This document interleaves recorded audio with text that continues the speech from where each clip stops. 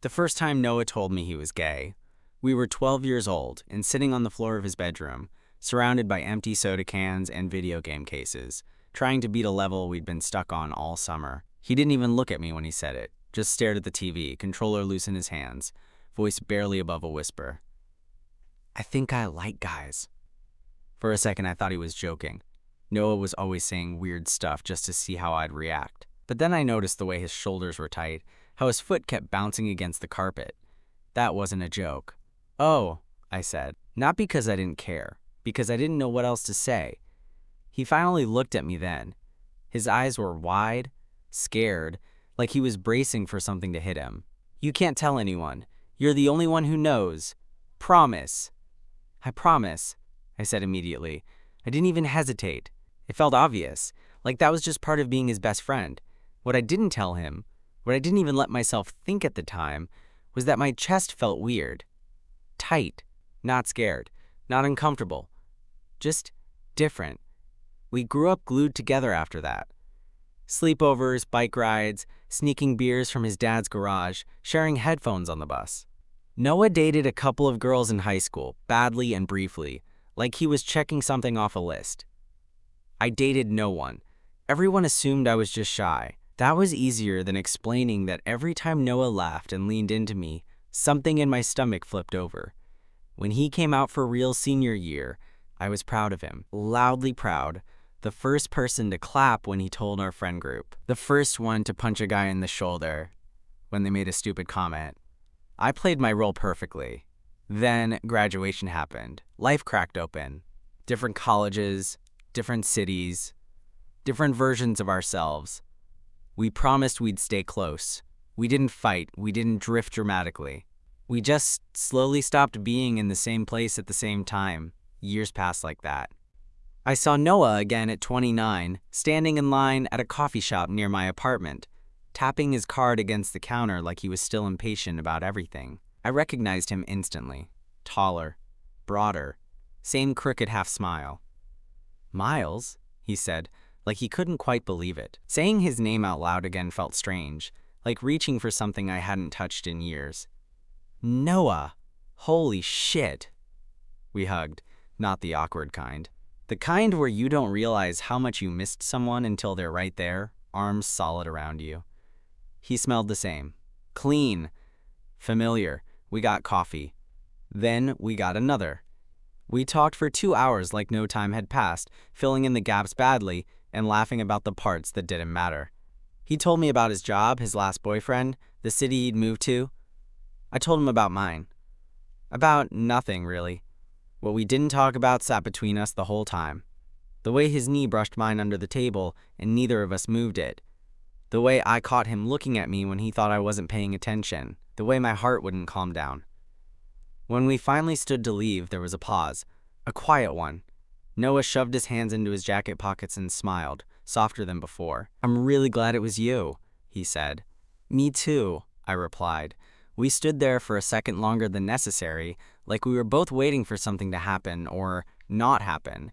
Then we went our separate ways. Walking home, I realized something unsettling. The feelings I thought I'd buried when we were kids hadn't disappeared. They'd just been waiting. And for the first time since we were 12 years old, I wasn't sure what our friendship actually was, or if it had ever been just that. I let myself breathe as I reached my apartment door, the day settling around me. Seeing Noah hadn't blown my life apart. It hadn't changed anything yet. But something had shifted. Quietly. Permanently. We didn't text for 3 days after that coffee. Not because anything went wrong. If anything, it went too right. I kept rereading our last exchange, which was painfully normal. A joke about the barista spelling his name wrong. A let's not wait another decade. A thumbs up emoji I stared at longer than I should have. On the 4th day, Noah texted, "You free tonight?" I was. I always would have been. We met at a small bar halfway between our places. Low lights, scratched wood, the kind of place where no one rushed you. He was already there when I arrived, leaning against the counter, sleeves rolled up. Seeing him like that, casual, confident, hit me harder than I expected. "Hey," he said, smiling like it wasn't a big deal. "Hey." We ordered drinks, talked, laughed. It felt easy, but there was an edge to it now, something underneath every pause. Like we were circling a truth we both knew was there. At some point, he mentioned the first boy he ever kissed. Told it like a story he'd told before, but his eyes stayed on me, watching my reaction. "I never told you that," he said. "You didn't have to," I replied. He nodded slowly, like that meant more than the words themselves. His knee touched mine again, this time deliberately. I didn't move away. When we stepped outside later, the night was cool and quiet. We stood there, hands shoved into pockets, neither of us in a hurry to leave. "Miles," he said, softer now, "can I ask you something kind of overdue?" "Yeah. Back then, when I told you, did it change anything for you?" The honest answer rushed up immediately. I swallowed it down, then let it out anyway. "Yeah, it did." He didn't look surprised. If anything, he looked relieved. "I think it always did for me, too." We didn't kiss. Not then. We just stood there, closer than friends, not quite anything else yet. His hand brushed mine, and this time, our fingers laced together without either of us commenting on it. Walking home later, hand in hand, felt surreal in the quietest way, like something that had been paused for years finally hit play again. At my door, he stopped. "I don't want to mess this up," he said. "Me neither." He smiled, warm and familiar. "Good." He let go of my hand and stepped back, giving me space I didn't actually want but understood. We said goodnight. I went inside alone. I leaned against the door afterward, heart steady but full, realizing how different this felt from a beginning or an ending. It felt like recognition, like naming something that had always existed. Whatever this was with Noah, it wasn't new. It was just finally being allowed to breathe. We started seeing each other the way people do when they're afraid to name what's happening. Casual, on paper, coffee after work, long walks that somehow looped back on themselves. Sitting on opposite ends of the couch at first, then slowly not. Noah didn't rush me. That might have been the most dangerous part. He listened, asked questions, remembered things I forgot I'd ever told him. Sometimes he'd look at me like he was trying to solve a puzzle he already knew the answer to. One night, sitting on my balcony with cheap beer and the city humming below us, he said, "You know what's funny?" "What?" "I used to think you were the safest person in my life." I laughed quietly. "Used to?" He smiled, but it was thoughtful. "Still are. Just different now." That landed somewhere deep in my chest. Safe had always been the role I played. The reliable one. The constant. I hadn't realized how badly I wanted to be more than that to him. The first time we touched on purpose was almost accidental. We were cooking at his place, moving around each other, in that clumsy way two people do in a small kitchen. I reached for a glass at the same time he turned, and suddenly his hand was on my wrist. Neither of us pulled away. He looked at me. Really looked like he was checking in. I nodded once. Barely. His thumb brushed the inside of my wrist, slow and grounding. "Okay?" he asked. "Yeah," I said. My voice didn't shake. That surprised me. He leaned in, forehead resting against mine, breathing steady. When he kissed me, it wasn't fireworks. It was warm. Familiar. Like something slipping perfectly into place after being lost for years. We didn't go any further that night. We didn't need to. We just sat there afterward, his arm around me, my head on his shoulder, letting the moment settle without trying to rush it into something bigger. Later, lying alone in my bed, I realized how different this felt from the crush I remembered. Back then, it had been longing, distance, wanting something I thought I couldn't have. Now it was closeness, choice, the quiet understanding that we were both stepping into this with open eyes. I thought about the kid on his bedroom floor, controller loose in his hands, trusting me with something fragile. I thought about how I'd carried that moment with me without ever really unpacking it. Somewhere along the way, friendship had turned into love so gradually I hadn't noticed the shift. Or maybe it had always been both, layered together, waiting for time to catch up. I fell asleep with that thought, resting easy in my chest. Not rushed. Not scared. Just aware that whatever came next, it was built on years of knowing each other. And that made all the difference. We didn't call it anything at first. No labels, no big conversation. We just kept showing up in each other's lives with a new kind of attention, like we were both relearning the shape of something familiar. Noah started coming over on Sundays. Not every Sunday, just enough that it felt intentional. We'd cook, half-watch whatever was on, talk about work and old memories like we were carefully testing which ones still fit. Sometimes he'd reach for my hand without thinking. Sometimes I'd rest my head against his shoulder and feel him go still for a second before relaxing into it. There was a gentleness to all of it that surprised me. We weren't 16 anymore. There was no urgency to prove anything, just a quiet, steady pull toward each other. One night, after too much pasta and not enough wine, he finally said it. "I think I've always been in love with you." He said it like a fact, not a confession. Like he'd been carrying it around and had finally decided to set it down between us. I didn't answer right away. Not because I didn't feel it, but because the words felt heavy in the best possible way. "I think I have too," I said finally. That was the night we slept together for the first time. Slowly. Carefully. Like we were learning a shared language we'd already been speaking for years. Nothing about it felt rushed or awkward. It felt earned. Like trust settling into the body.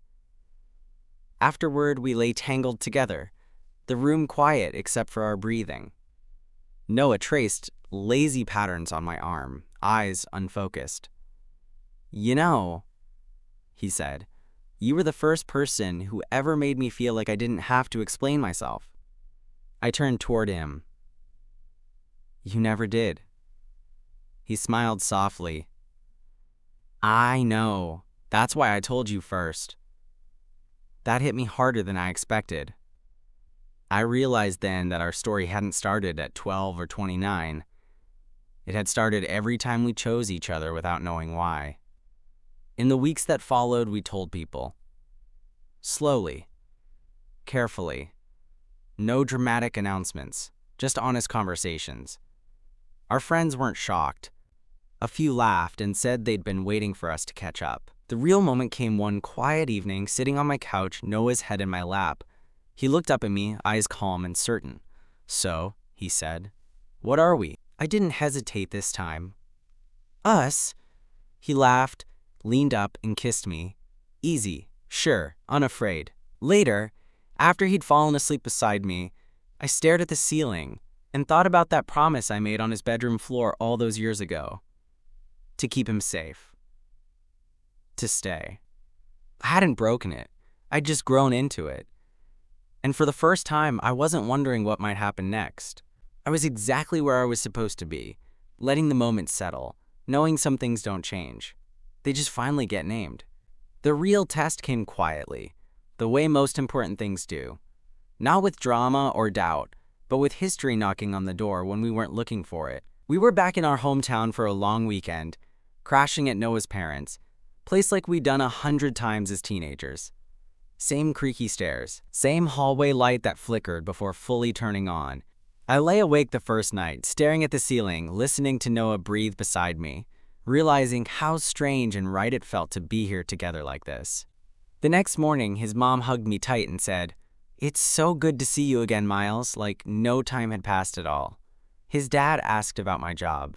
His younger sister rolled her eyes and said, "Finally." When she saw us sitting too close at the breakfast table, Noah just laughed, a little embarrassed, a little relieved. Later that afternoon, we took a walk through the neighborhood, past the park where we'd played pickup games, past the corner store where we used to buy candy and feel rebellious about it. Everything felt smaller now, but heavier too. "I was terrified back then," Noah said suddenly. "After I told you, I thought I'd ruined everything." "You didn't," I said. "You gave me something to hold on to." He stopped walking, turned to me. "You know I loved you even then, right?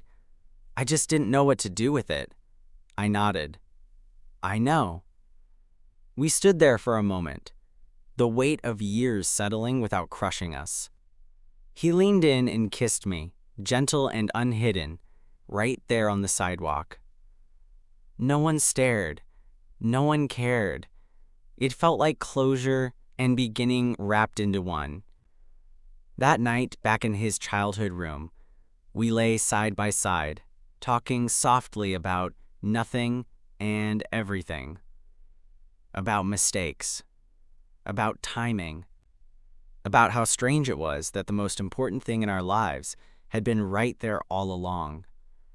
Eventually, the talking faded. His hand found mine in the dark, fingers fitting easily, like muscle memory. As I drifted toward sleep, I thought about how love doesn't always arrive like a thunderclap. Sometimes it grows quietly, patiently, waiting for you to be ready to see it clearly. Coming back here hadn't reopened old wounds, it had sealed them. What we were building wasn't fragile or borrowed from the past, it was solid, lived in, and chosen.